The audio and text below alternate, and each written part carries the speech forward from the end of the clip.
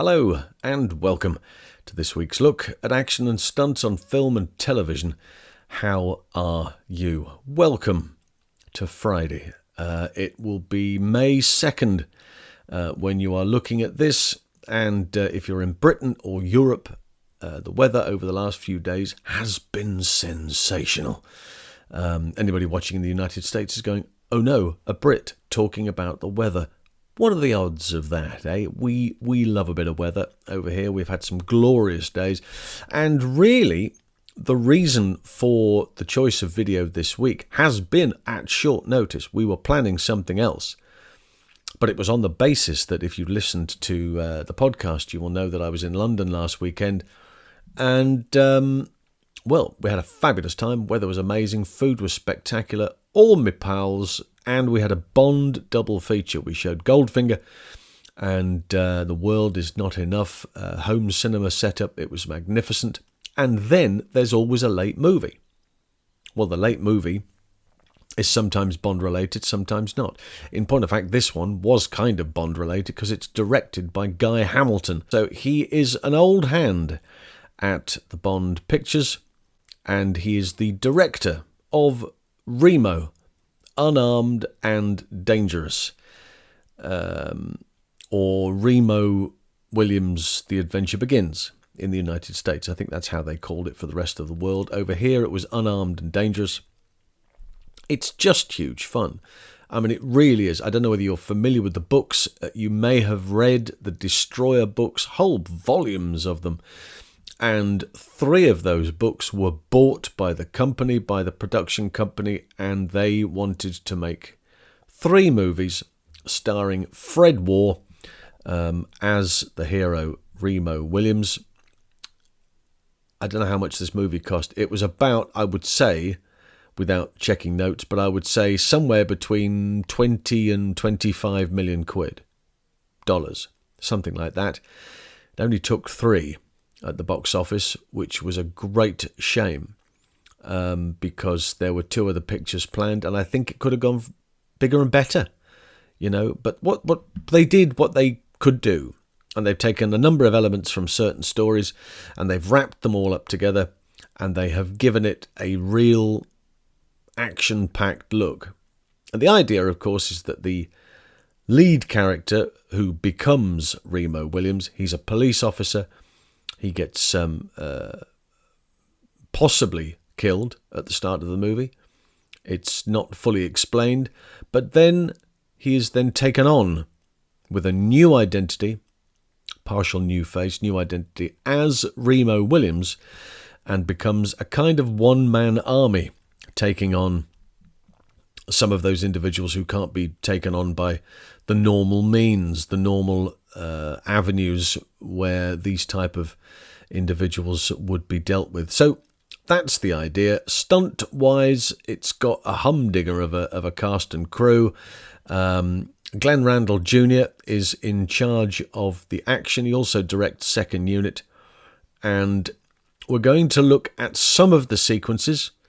Not all of them are available, but I don't want to show you the whole thing. I would really be thrilled if you go off and see it if you haven't seen the movie. If you have seen the movie, I think it's on Apple TV at the moment, so maybe you can get a copy of that and take it and watch it one evening. It's really worthwhile. And as you will know, I am also a huge fan of the theme to the picture. The score is by Craig Safan, and we use it as our opening and end title fanfare. It's called Remo's Fanfare. It's only about 16 seconds long, but it's absolutely brilliant. Marches were a big thing for me growing up when I was being introduced to the world of movie scores. John Barry was very popular. He had a march. He used to use marches quite often. John Williams, of course, the Raiders March. There's an example. Jerry Goldsmith did King Solomon's Mines. There's a march. And Craig Safan has this. There are marches, which I absolutely love. And this kind of rip-roars along. There are also on YouTube, if you want to hunt it down somewhere, there is an orchestra. There's a live version of Remo's theme by an orchestra, and I think Craig is conducting, so that's well worth checking out as well. This movie has some terrific stunt performers in it.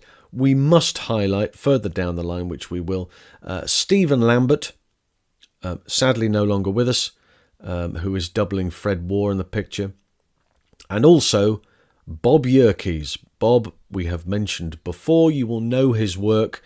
Of course, we covered Commando, when he's swinging from one side of the shopping mall to the other, clutching that inflatable.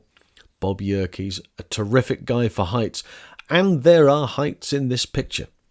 So let's kick off having a look at the picture. And it goes like this. Right, Remo, unarmed and dangerous. This is the first meeting between the two characters. And again, it's physical.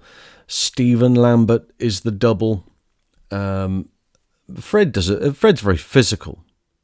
And there's a lot of physicality. But some of the stuff he doesn't need to do, that's one of them.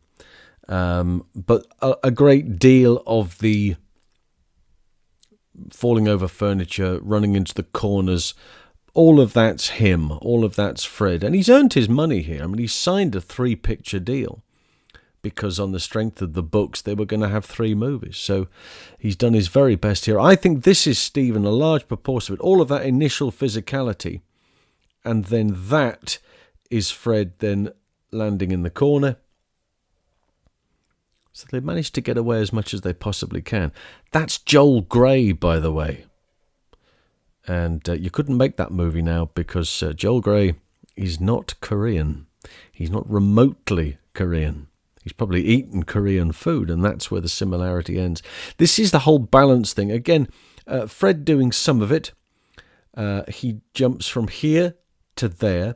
He's not going to go any further because that jump will be, now they're the feet of either him on a wire or, again, Stephen doing these little bits and pieces and small maneuvers. They've got some circus performers in here as well. And I wouldn't be at all surprised if there are some of these circus performers have come in. It's not very clear, Pedro Carrillo is a very good example of a circus performer who joined this production. Bob Yerkes ran a circus school, so he's brought in many of these individuals maybe to assist with some of this. And Glenn Randall, the coordinator, he's going to want the very best. And Bob has a school where he is the very best and he trains the very best. So that's going to have to be hugely beneficial. But a great many of these shots, chances are this has got to be wired. I'm prepared to accept that there are people with remarkable balance. I'm not entirely convinced that sequence it works, but if you're doing it for real. And he's going, look, I've made it. And Chun is then saying, well, okay, well, do it again. He's going, fine, I'll do it on the way down, no problem. And he turns the lights off. What are you doing? Well, you said that you could do it, think the moves. So he goes, okay, lights off, and then takes a leap. And evidently, where's he going? Now, hey! And then lands flat on his back on the floor. Now, this next moment, again, another lovely, the Ferris wheel moment. And you start with Chun. And he is the teacher, right? And you think, I wonder where Remo is. Then you get this shot. That's Fred very clearly. How far up is he going? We don't know. That's then a separate second unit shot. That's going to be Steve Lambert on the outside of the Ferris wheel. It reminds me of the Beverly Hills Cop 2, was it?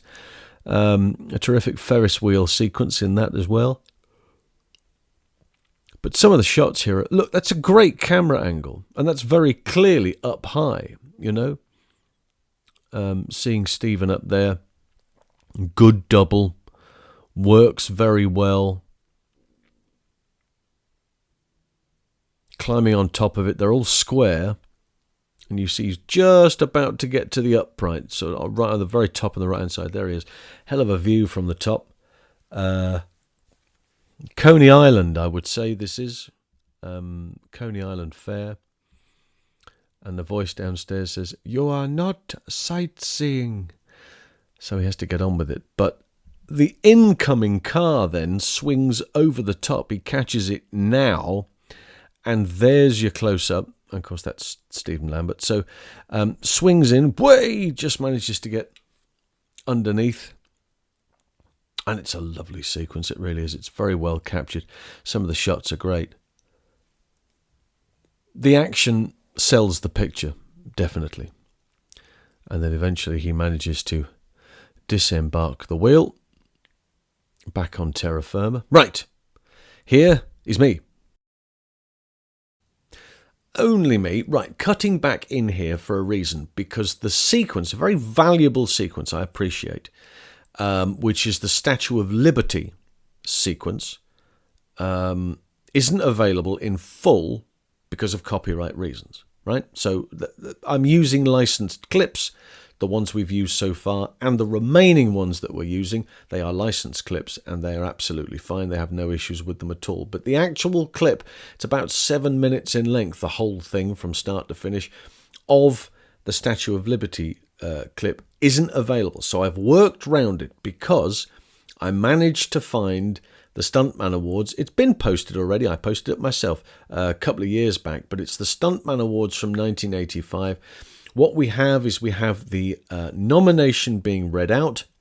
They have been awarded. It is the second honorary award. The first went to Dar Robinson and Stick, that great high fall in that movie.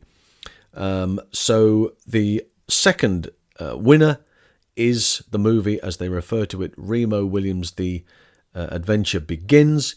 They are now going to show a clip, which I will kind of talk you through. But at the end of it, we'll come back to me, and then we'll have a little look at the reasoning why and what was going on in the picture. Okay? Got that? Okay, here we go.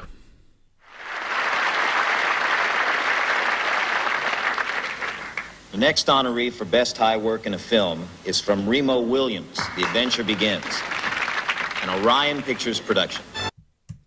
The shot at the top, that's Frank Ferrara, and then out goes Bob Yerkes as the stuntman, hanging straight out, not on wire in sight. Long before the days of CGI, and then of course you've got the Fred shots, and the Fred shots are done on a slightly smaller section, which we'll talk about later on. But our great friend Richie Gaona took this picture, and there's Richie on the right-hand side, and that's Bob Yerkes in the middle, in costume, doubling Fred War. Absolutely sensational. And of course it moves on from this section at the very top. He's got to slide down this pole, and then there's a section where he then sorts out those lads, Frank Ferrara, Joel Kramer. Big swing from one side to the other. That's the miniature, remember? JP hits it. Down he goes. It's just brilliant. It's really, really well edited too. Here's the receipt of the award. Here we go.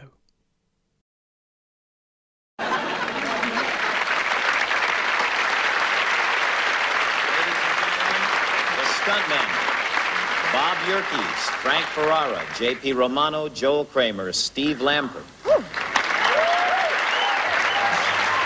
here to present the awards is Remo Williams himself, Fred Ward.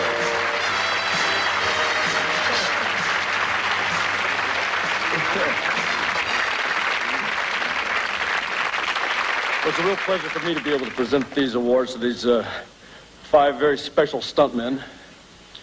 I'd also like to personally thank them for watching out for me when I was up there.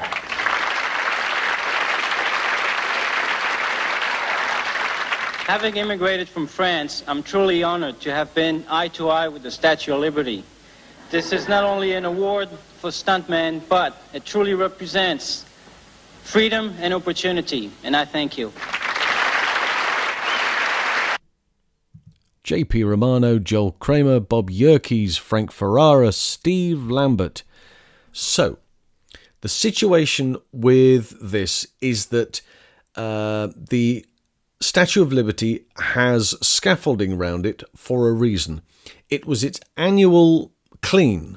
It gets cleaned every 12 months or every, I don't know quite sure how long it does, but there's a period of time where they go back and they clean her from start to finish. She's that off-greeny colour, right? And they need to clean her. Obviously, she's being the elements and birds and all that sort of bits and pieces, so they go and clean her. And they put the scaffolding up. So the long shots, the location shots, are actual shots of the Statue of Liberty with the scaffolding around it. And Bob Yerkes is on the top of the Statue of Liberty. Okay? So that initial shot, and there are moments, I mean, it's very, very well done. It's a helicopter shot. It is panning across, and you catch him there, right? And you go, Jesus, look at that. That's Fred. It's not Fred War. It is Bob Yerkes is on top of that. And I think that's important to point out at this stage. So he is standing there proud. It looks very much like Fred War. And luckily, due to the angle it's being shot at and the exciting wig that Bob is wearing, you know, you couldn't tell. Certainly not from that distance, you couldn't tell. And I've tried to zoom in and come up with an idea. No. So I'm going to say Bob Yerkes. Now, I've had the confirmation that that moment where he is hanging from the scaffolding and swings out into the open is also Bob. And I think that's crucial to say here. I don't believe for a moment that Bob Yerkes is with Stephen Lambert up there. I have the feeling that Stephen Lambert is working on a studio shot, and I'll explain that in just a second. So all of that stuff is Bob hanging from there, and that long shot is him as well. Okay? Now, the thing to also take into consideration when you see him hanging on is that that is a handhold. Now, there may well be a safety cable, a harness at some point, but that may hinder him should there be a problem. So I am pretty safe under the circumstances. I'm pretty happy with the fact that Bob is leaning out on that pole. It's got a bend on it, it's got a flex on it, it's flexing out, and he is holding that by his hand. I don't believe for a moment that there is an additional wire or added wire. This is all before CGI. There is no CGI. This is all before CGI, right? Massively important.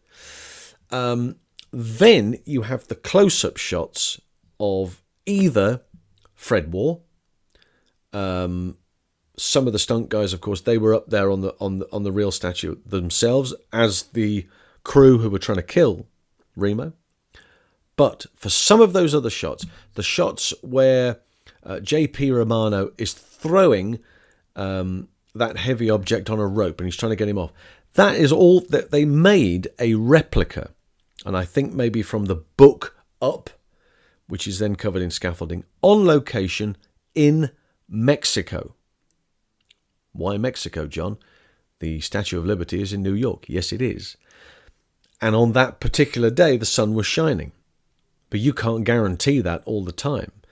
And from a continuity perspective, they had to have somewhere where they could guarantee that weather for a period of time. I don't know how long the location was available for, and I certainly don't know how long the studio was available for. But if it is required that you have to have warm, you have to have a really decent period of time with regular sunshine, so the continuity fits and you can go back day after day after day and keep going, then you need somewhere warm. So they built this replica, this mock-up, on a stage or an external stage in Mexico. So that's the deal there, okay? It is a remarkable sequence, very, very wisely was chosen by their committee whoever the committee was. I think it was their peers and their other stunt guys there on the committee for the Stuntman Awards back then, and was awarded with Best High Work in a Movie. And I think it's a spectacular sequence. And then, of course, once he gets from there down to the ground, and this is what he does.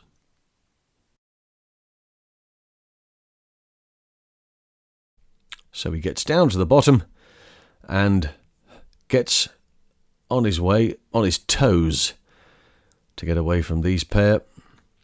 And he's being chased by none other. Oh, gunshots. Gene LaBelle, he's being chased by. Now he's to be as light as possible to run across the cement. Pop, pop, pop, pop, bounce, bounce, bounce, bounce, get across there. Look, leaving very little marks, and manages to get to the other side. Gene LaBelle, on the other hand, knows a thing or two about taking a fall. Up the deep end. Oh dear. Cracking movie. Absolutely cracking. Deep breath, Gene.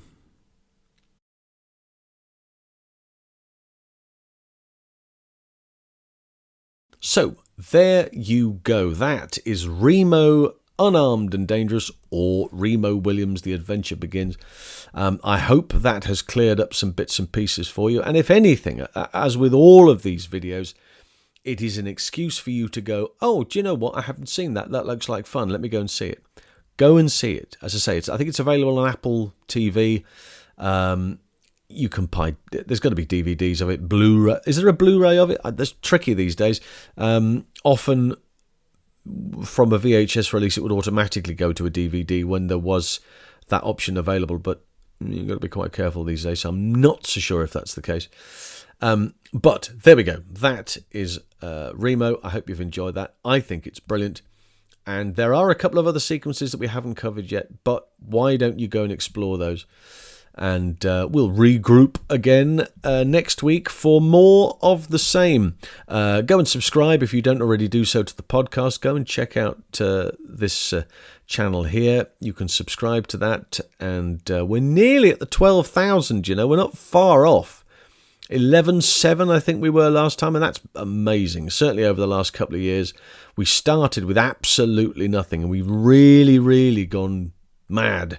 And I'd like to think it's because of the content that we're putting out and the response that I'm getting for you guys. So there is a link down here. It's called Linktree. You'll see it if you click that. It's all the social medias. You can follow me all over there. And thanks again, once again, for your company. Let's go again next week for more of the same. Until then, it's bye for now.